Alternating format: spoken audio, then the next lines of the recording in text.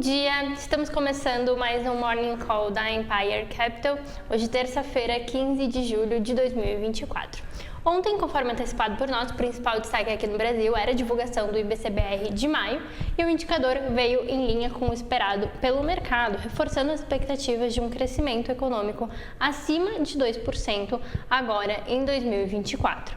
Havia receios com os dados de maio em função das enchentes no Rio Grande do Sul que poderiam afetar a atividade econômica, mas os dados, tanto esse dado divulgado pelo Banco Central quanto os dados divulgados pelo IBGE, surpreenderam positivamente. Além disso, o IBC-BR teve os dados passados revisados para cima também, tudo isso indicando que a atividade econômica permanece fortalecida aqui no Brasil.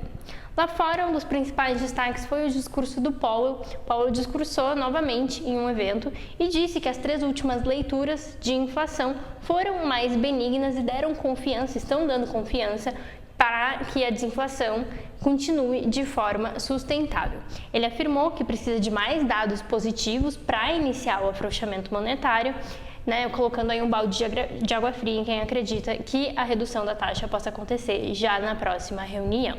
A gente também teve, falando de cenário político, depois do atentado do final de semana, o comício do Partido Republicano e o Donald Trump anunciou a escolha do senador de Ohio, Vance, como seu vice. Só lembrando, a gente teve o atentado no final de semana.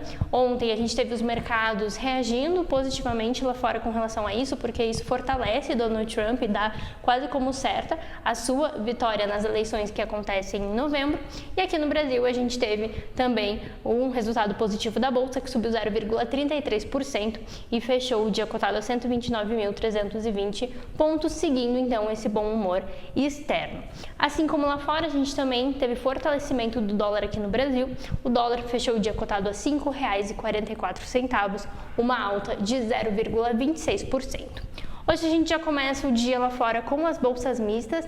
Na Europa, a gente teve a divulgação do indicador ZIL de expectativas e ele mostrou um recuo de 51,3 em junho para 43,7 em julho.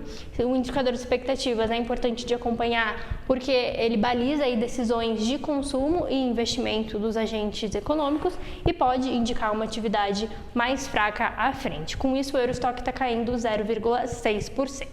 Já com relação aos futuros nos Estados Unidos, o S&P e o Nasdaq estão variando 0,1%, e na Ásia a gente teve a madrugada positiva, o Nikkei subiu 0,2%, enquanto o Xangai subiu 0,1%. Hoje a gente tem agenda bastante movimentada lá nos Estados Unidos, temos a divulgação de diversos indicadores, começando às 9h30 pelas vendas no varejo.